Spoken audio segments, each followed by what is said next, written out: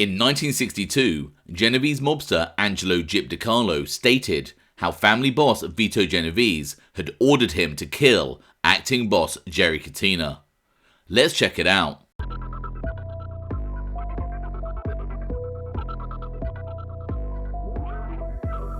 I'm James Gladwish and welcome to OC Shorts, bringing you detailed historical snapshots of the American Mafia and other organised crime.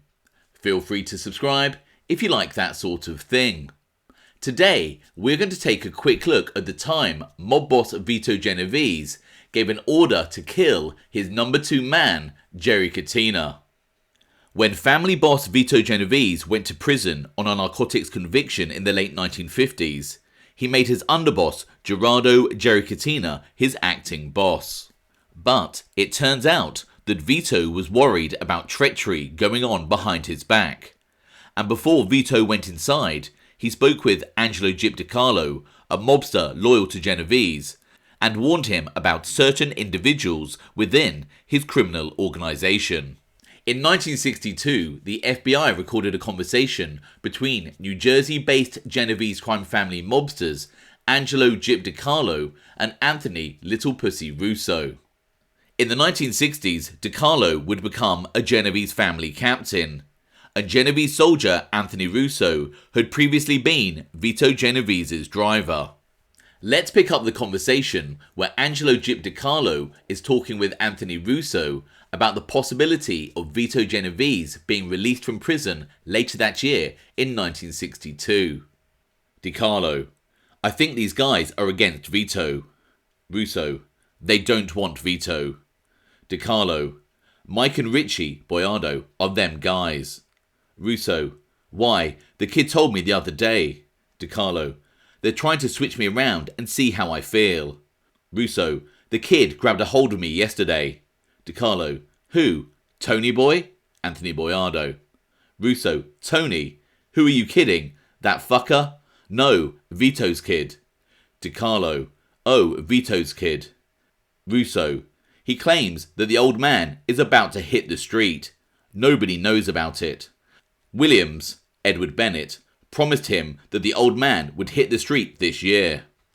As we can see from the conversation, Angelo DeCarlo has stated that Mike and Richie are against Vito. This is a reference to Mike Miranda and Ruggiero Richie the Boot Boiardo. Mike Miranda was Vito Genovese's consigliere. Historically, they had been very close, going back several decades. However, it is alleged that Mike Miranda was annoyed that when Vito went to prison, he made Gerry Catena acting boss and not him. Richie the Boot Boiardo was a powerful New Jersey-based captain in the Genovese crime family. The Tony Boy mentioned is Anthony Boiardo, son of Richie the Boot, who Anthony Russo clearly has a dislike for. Anthony Russo then states that he heard from Vito Genovese's son that Vito would be out of prison later that year. Vito's son was Philip Genovese. A bit later in their discussion, Gyp DeCarlo would state that he was told by Genovese mobster Anthony Tony Pro Provenzano that Genovese's lawyers could potentially get Vito out of prison almost immediately on bail. However, it would also mean releasing a few other mobsters, and that this would generate too much publicity. In addition, Gyp DeCarlo was also told that the government were putting together a proposition to have Vito Genovese released but then deported. The conversation continues. DeCarlo: Tony Pro was the one who told me only 2 weeks ago. A lot of trouble up here with that crew. Russo: oh, but the idea is this, like I say. I think you're right. You can't do nothing. Mike, Tony Boy: oh, this guy, guaranteed. When he comes out, you know how many guys are going to get hit? DeCarlo: and don't forget it too. Don't think Gerry Catena likes him. Russo: he'll make Gerry sweat. You listen to me. DeCarlo: the only guys like him will be Tommy Ryan and us. Russo: us. DeCarlo: that's all. Russo: Pete LaFay? DeCarlo: you know why? Them guys, he make them all Capo Regime. They ought to like him.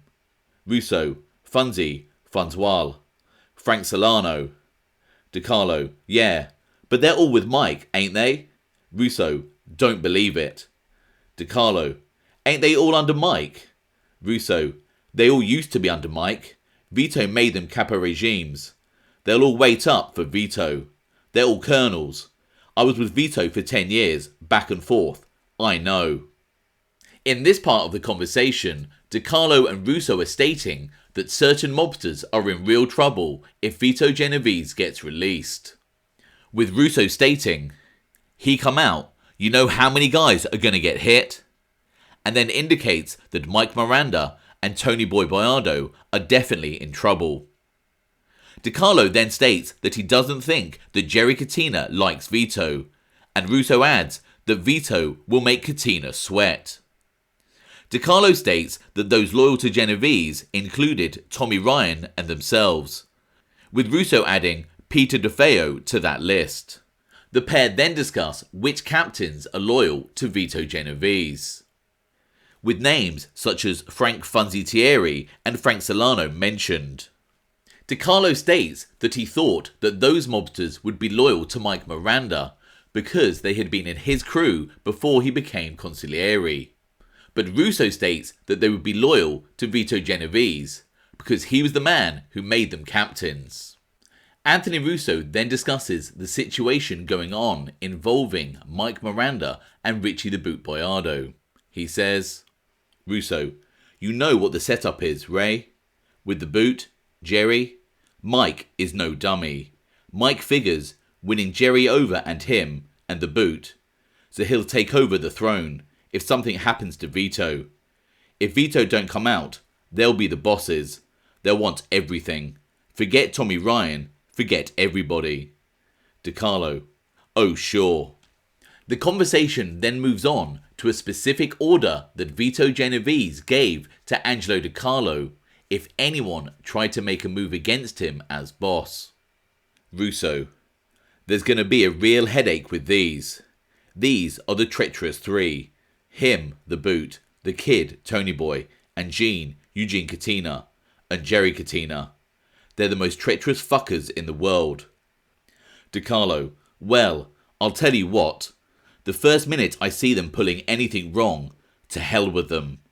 I got told off by the old man, Vito. He said, if I ever get killed or go to the can, and you see any crooked move with the two brothers, Catenas, hit them right in the head. I'm only telling you this.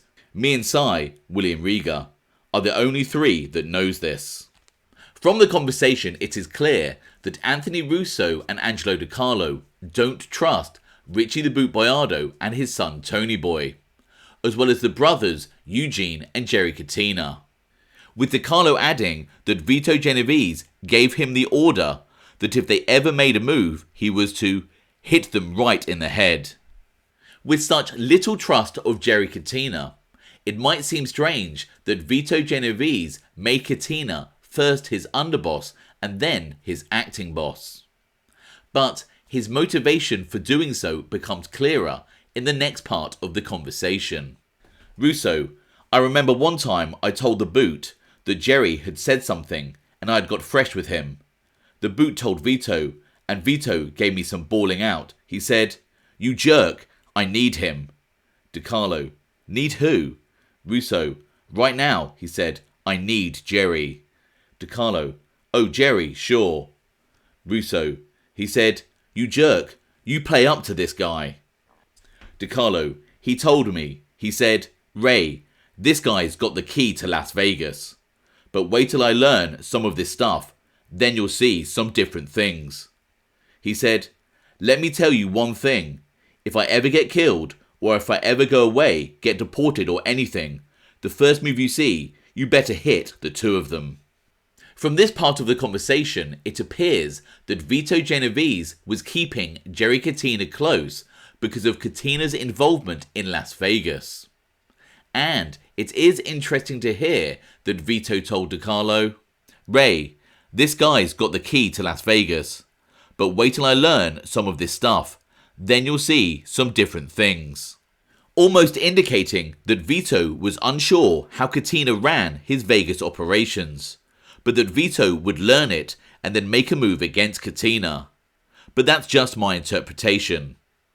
With regards to Gerry Catena and Las Vegas, information from an informant in another FBI file states, he also advised that Gerardo Catena, underboss of the Genovese family, had solidified his position by distributing points in Las Vegas casinos to members of the family such as Angelo DeCarlo, William Riga aka Cy, and Anthony Boiardo.